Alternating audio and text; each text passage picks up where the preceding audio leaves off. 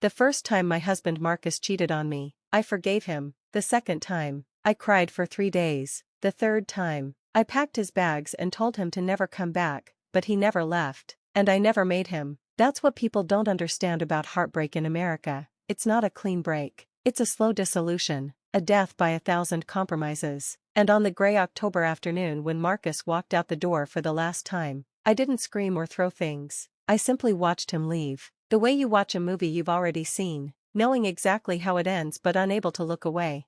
What I didn't know was that it would only get worse. The woman's name was Sienna. She was 25 years old, had bleached blonde hair that she obsessed over more than she obsessed over her work, and she had somehow convinced my husband that she was the love of his life. Marcus had met her at his accounting firm 6 months earlier. I remember the exact moment he mentioned her. We were eating dinner at the kitchen table, the same table where we'd had hundreds of meals over our 23 years of marriage. He said, casually, one of the new associates, Sienna, she's brilliant with spreadsheets, makes my job easier. I smiled and said something supportive about young talent. I had no idea I was smiling at the woman who would dismantle my life.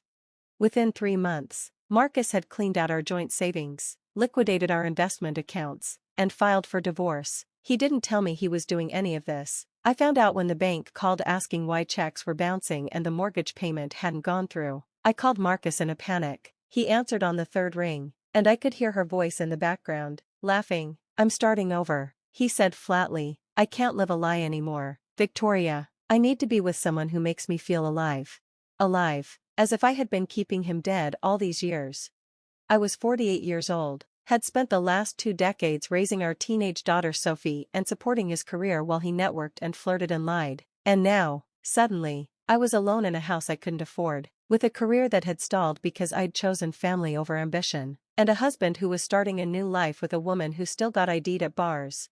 The divorce was brutal. His lawyer was ruthless. My lawyer was good but couldn't overcome the fact that I had voluntarily stepped back from my nursing career when our daughter was born. Marcus had anticipated this. He had structured everything carefully, moving money offshore, creating paper trails that made it look like his income had suddenly decreased. By the time the judge gavelled down the settlement, I had lost the house, most of the savings, and half of what I thought was security. He got Sienna. I got alimony that would barely cover rent and utilities.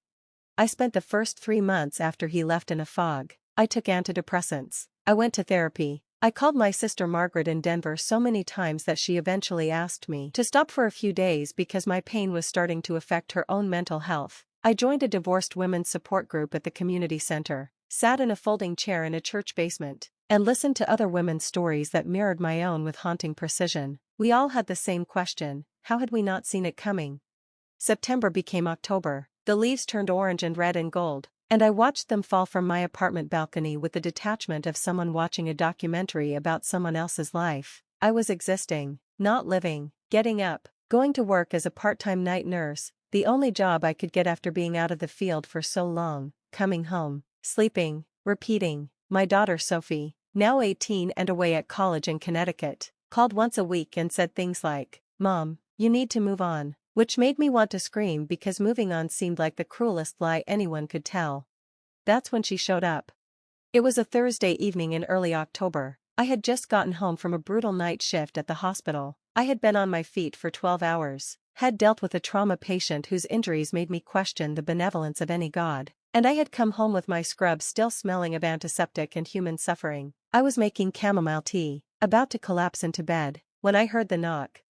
At first, I thought I was hallucinating. The knocking continued, urgent and desperate. I opened the door, and there she was, Sienna, the woman my husband had left me for, the woman who had stolen my life, was standing on my doorstep in the dark, bruised and sobbing like a wounded animal.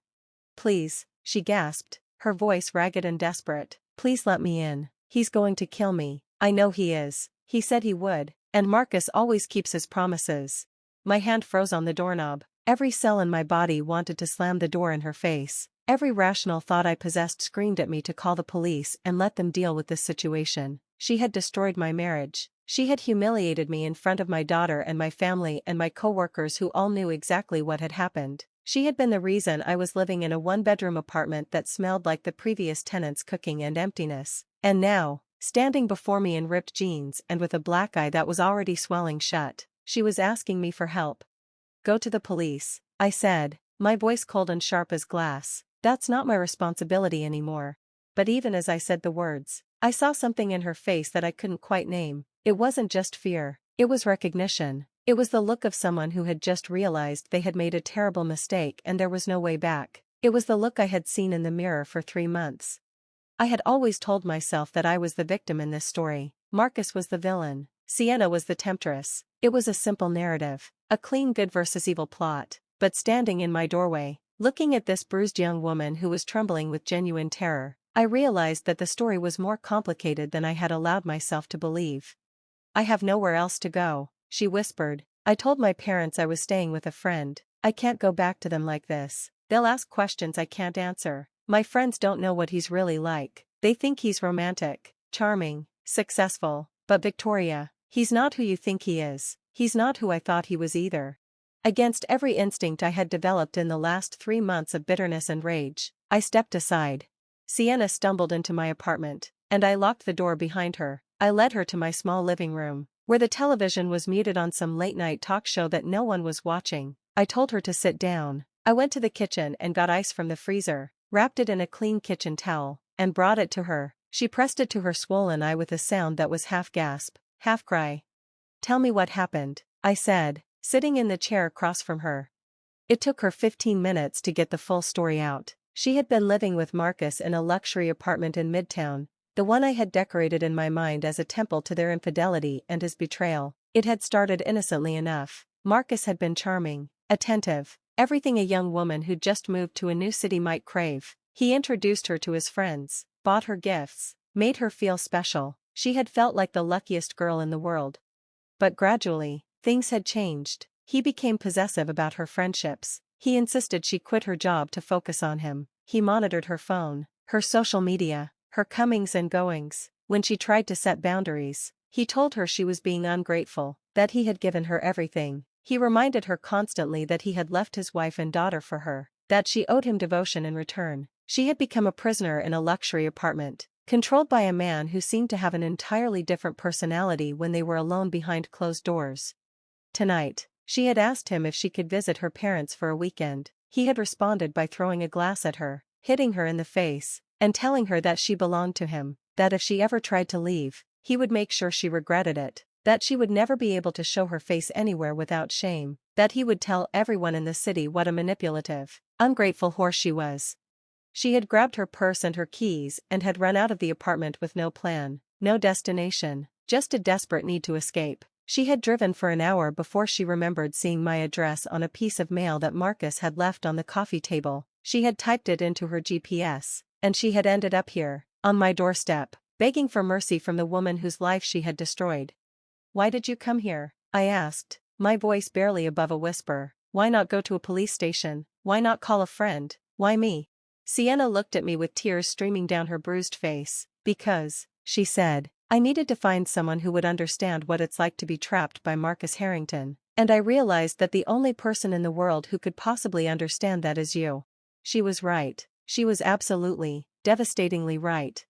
Over the next few hours, I made decisions that I didn't even know I was capable of making. I called the police and filed a report on Sienna's behalf. I drove her to the hospital to get examined for injuries that went deeper than just her face. I contacted a women's shelter and made arrangements for her to stay there for a few days while we figured out the next steps. I sat with her while she called her parents and told them the truth, not all of it, not the parts that would make her feel ashamed, but enough that they understood she needed help and support. And I realized something profound in those hours. My anger at Sienna had been poisoning me far more than it had been hurting her. Every bitter thought I had toward her had been like drinking poison and expecting her to die. Every night I had spent fantasizing about her regret and suffering had been time I wasn't spending on my own healing. Sienna stayed at the shelter for a week. Then her parents flew out from Portland and took her back home. Her father, a quiet man with kind eyes, pulled me aside before they left and said, "Thank you for protecting my daughter. I know you didn't have to. I know you had every reason not to." I told him that I had protected his daughter because, in the end, we were both victims of the same predator. That understanding this had freed me from the last chains that were holding me captive to my past. Over the following months, Sienna worked with the police and with my lawyer. It turned out that Marcus had hidden assets and had committed tax fraud. The investigation revealed patterns of financial manipulation and emotional abuse that went back much further than his affair with Sienna. My divorce settlement was reopened. The judge was not sympathetic to Marcus's situation. I received back half of what had been taken from me, plus substantial spousal support.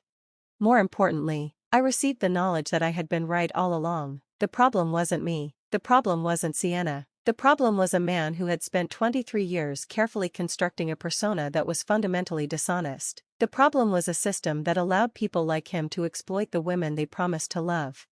Sienna moved forward with her life. She got a job as a data analyst at a tech startup in Portland. She started seeing a therapist who specialized in trauma. She told me, months later in an email, that what had happened with Marcus would probably affect her ability to trust men for years to come. But she also said that she was grateful to have survived it, that she was grateful for the mercy I had shown her, not because she deserved it, but because I was capable of it. I moved forward too. I returned to nursing full-time. I started dating again, carefully, slowly, with the kind of vigilance that only comes from having been devastated. I joined a book club. I took a pottery class. I spent more time with my daughter Sophie, who came home for winter break and said, "Mom, you look happy. You actually look happy for the first time in years."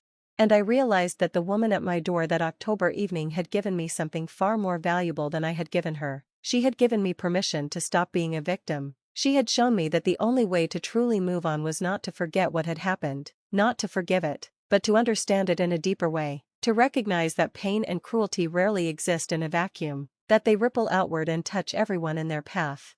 6 months after Sienna showed up on my doorstep, I received a package in the mail. It was a beautiful leather journal, and inside the front cover, she had written, "Victoria, thank you for teaching me that mercy is not weakness. Thank you for showing me that two women can survive the same man and still choose to be kind to each other. I will never forget what you did for me, Sienna." I opened that journal and I wrote down everything I had learned. I wrote about the night she appeared at my door and how it changed the trajectory of my life. I wrote about forgiveness, not for Marcus, but for myself. I wrote about how the story I had told myself about being a victim was only half the truth. The other half was that I was a survivor, and survivors have the capacity to help other survivors. My name is Victoria. I am 50 years old. I work as a full-time nurse in a hospital in New Jersey. I have a daughter who is thriving in college. I have an ex-husband who, after being sued by multiple women for financial and emotional abuse, is now in legal proceedings that will likely define the rest of his life. And I have a young woman whom I once hated who is now, in a strange and unexpected way, my friend.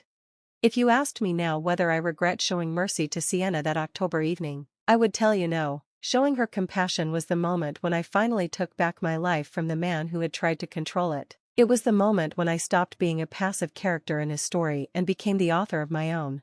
That night, when she knocked on my door bruised and terrified, I had a choice. I could have closed the door. I could have let her face her fate alone, could have justified it as karmic justice, but instead, I chose to believe that the world was big enough for both of us to heal, that two women could survive the same betrayal and come out the other side stronger, wiser, and more human than we had been before. And that choice, more than anything else that happened in those years of heartbreak and recovery, taught me who I really am. My name is Victoria, and my story did not end the day my husband left me. It began the night a woman knocked on my door and asked for help. That was when my real life finally started.